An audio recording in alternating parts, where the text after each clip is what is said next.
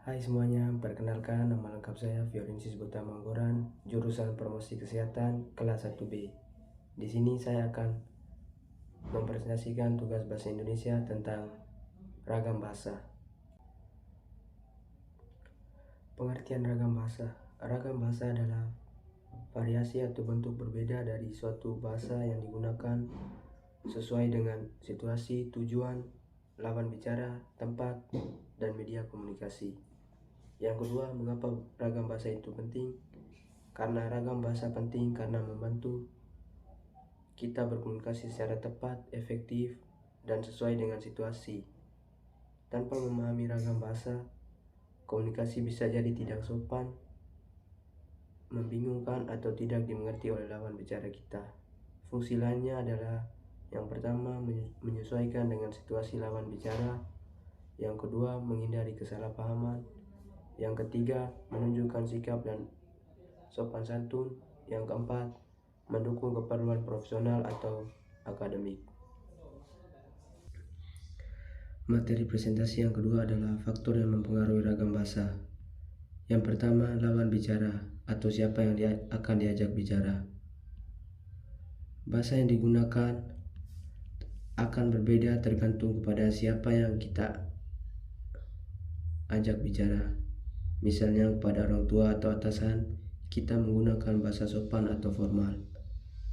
Sedangkan kepada teman sebaya, kita biasanya menggunakan bahasa santai atau non-formal. Contoh lainnya bahasa formal, misalnya, maaf saya terlambat karena macet. Bahasa non-formal, sorry ya gue telat banget, tadi macet. Faktor yang mempengaruhi ragam bahasa yang kedua adalah situasi atau konteks. Situasi resmi dan tidak resmi sangat mempengaruhi ragam bahasa. Misalnya acara resmi seperti pidato atau seminar biasanya digunakan ragam bahasa formal, sedangkan situasi santai menggunakan ragam bahasa non-formal. Yang ketiga, media atau sarana komunikasi. Ragam bahasa akan berbeda tergantung apakah digunakan secara lisan atau tertulis. Misalnya pada media lisan lebih bebas atau sering disertai intonasi dan mimik wajah, sedangkan pada media tulis lebih terstruktur dan mengikuti kaidah bahasa baku. Yang ketiga, media atau sarana komunikasi. Maksudnya yang keempat, tujuan komunikasi. Tujuan kita berbicara atau menulis juga mempengaruhi ragam bahasa. Misalnya menjelaskan informasi ilmiah, kita biasanya menggunakan ragam bahasa ilmiah atau formal. Sedangkan menghibur atau bercerita, kita biasanya menggunakan bahasa yang lebih santai atau ekspresif. Yang kelima, lingkungan sosial dan budaya. Perbedaan budaya, norma, dan adat istiadat suatu daerah atau kelompok biasanya mempengaruhi ragam bahasa. Bahasa di komunitas pesantren, kampus, atau perusahaan punya gaya tersendiri. Sedangkan dialek dan logat daerah juga termasuk ragam bahasa yang mempunyai perbedaan tersendiri. Yang keenam, pendidikan dan profesi. Latar belakang pendidikan dan pekerjaan seseorang bisa mempengaruhi cara berbahasa. Seperti contoh, guru, dokter, atau pengacara cenderung menggunakan istilah atau bahasa teknis. Sedangkan siswa, pedagang, ataupun petani mungkin memakai bahasa yang lebih sederhana atau khas daerah. 7. Letak geografis daerah. Setiap daerah punya dialek atau logat yang berbeda. Ini menciptakan ragam bahasa daerah atau dialek regional. Seperti contoh, orang Jawa memiliki logat atau bahasa yang tersendiri, berbeda dengan orang dari daerah lain. Kesimpulan dari materi kedua ini adalah ragam bahasa terbentuk karena perbedaan lawan bicara, situasi, media komunikasi, tujuan, lingkungan sosial budaya, latar belakang, dan letak geografis. Semua ini membuat bahasa menjadi fleksibel dan bervariasi sesuai kebutuhan komunikasi. Materi presentasi yang ketiga adalah jenis-jenis ragam bahasa. Yang pertama, berdasarkan media atau cara penyampaian. Ini dibagi menjadi dua ragam. Yang pertama, ragam lisan. Ragam lisan disampaikan secara langsung lewat suara. Ciri-ciri ada intonasi, ekspresi wajah, dan gerak tubuh. Contohnya percakapan, pidato, dan wawancara. Yang berikut ragam tulis.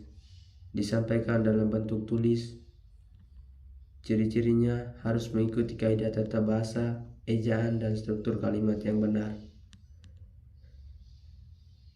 Contohnya surat resmi, artikel, laporan, dan esai. Yang kedua, berdasarkan situasi atau tingkat formalitas.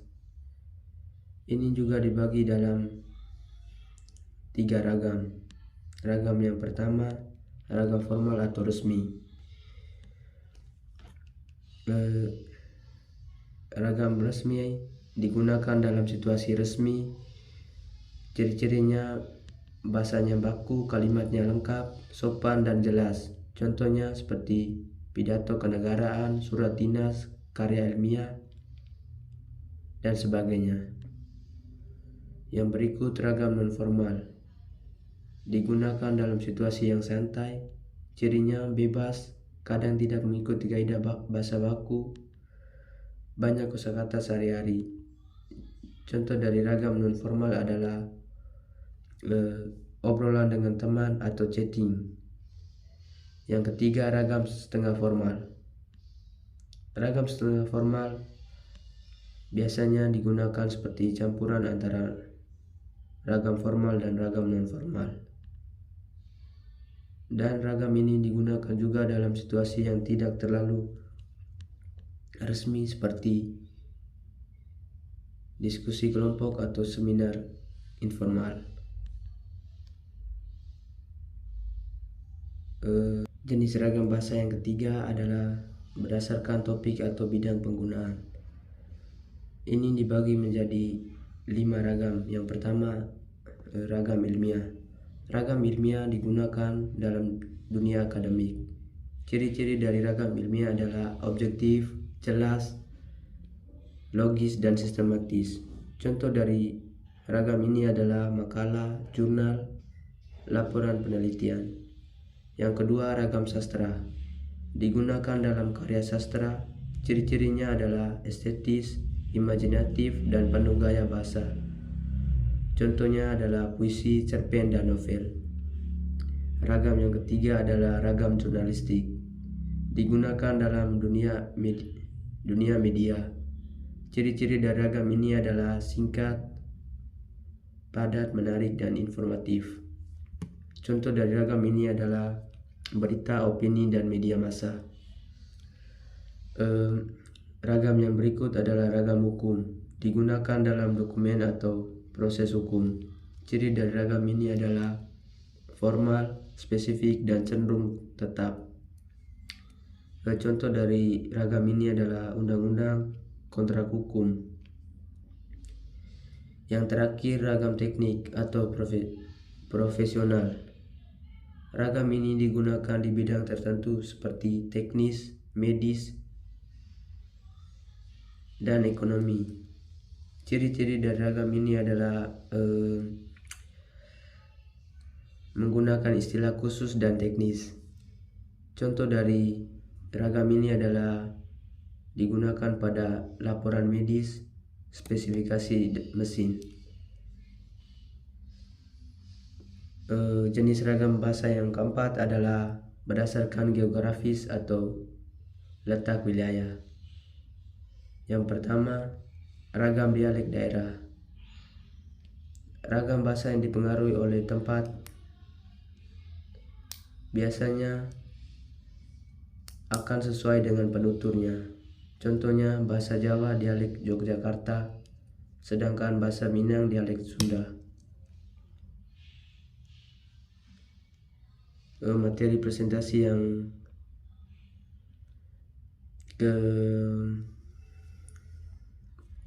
ketiga, perbedaan ragam lisan dan ragam tulis.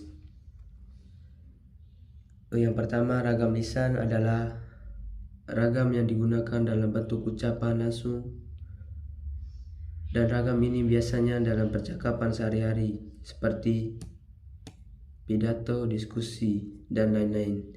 Ciri-ciri dari ragam ini adalah disampaikan langsung lewat suara atau oral. Sifat dari ragam ini adalah lebih spontan dan tidak terlalu terikat aturan tata bahasa. Ragam ini menggunakan intonasi, ekspresi wajah, dan gerak tubuh, kadang menggunakan kata tidak baku atau bahasa daerah. Ada kemungkinan pengulangan atau koreksi langsung.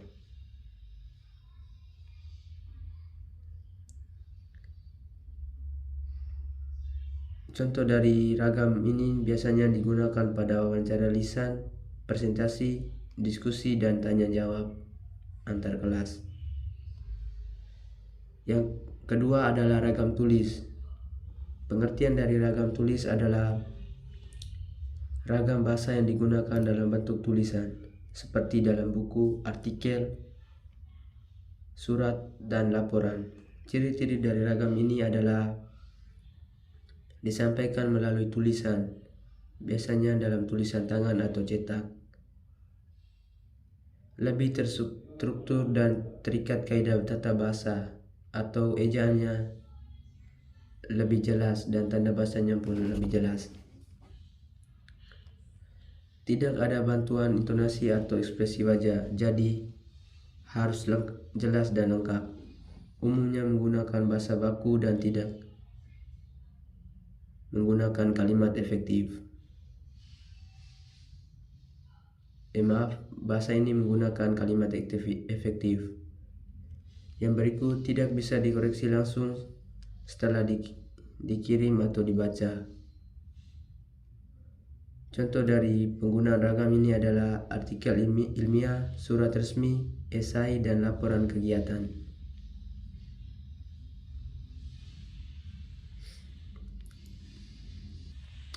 Materi presentasi yang keempat adalah ragam formal dan non-formal. Ragam formal atau biasa disebut dengan ragam baku adalah ragam yang digunakan dalam situasi resmi atau serius seperti di tempat kerja, sekolah, pemerintahan, atau tulisan akademik. Contoh penggunaan ragam ini adalah surat undangan resmi, contohnya dengan hormat kami mengundang Bapak atau Ibu untuk menghadiri rapat koordinasi yang akan dilaksanakan pada. Selanjutnya digunakan pada teks pidato dan juga pada karya ilmiah. Yang kedua, ragam non formal atau tidak baku. Pengertian dari ragam ini adalah ragam bahasa yang digunakan dalam situasi santai dan tidak resmi seperti ngobrol dengan teman atau keluarga. Contoh penggunaannya adalah obrolan dengan teman, chat di WA, percakapan dengan keluarga. Materi presentasi yang berikut adalah berdasarkan ragam penggunaan. Yang pertama, ragam ilmiah. Pengertian dari ragam ilmiah adalah ragam bahasa yang digunakan dalam bidang ilmiah seperti bidang akademik atau penelitian. Sifat dari ragam ini adalah bersifat objektif dan logis. Contohnya seperti penelitian. Penelitian ini bertujuan untuk mengetahui pengaruh cahaya terhadap fotosintesis dan tanaman kacang hijau.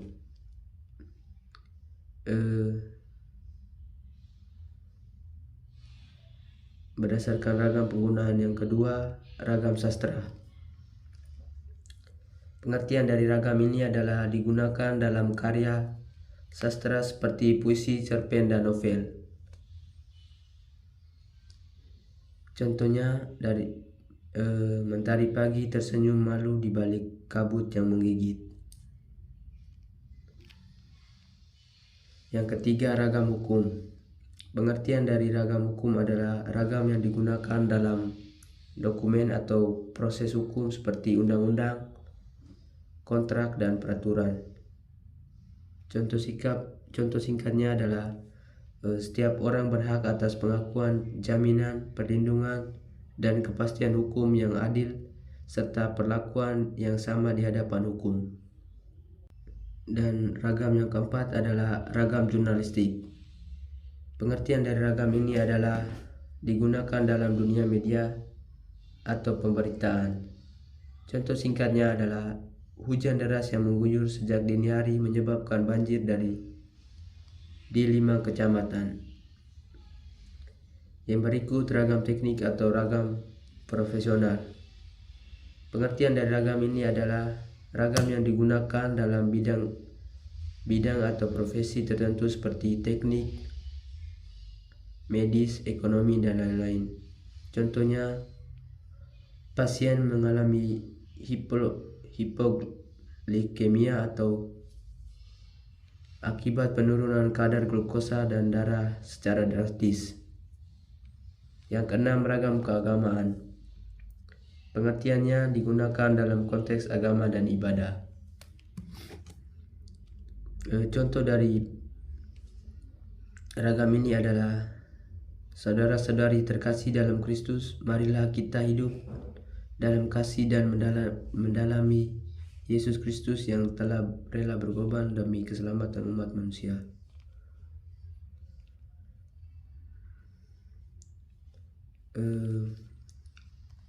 Sekian materi presentasi dari saya. Atas perhatiannya saya ucapkan terima kasih, dan saya juga mohon maaf karena materi yang saya presentasikan kurang.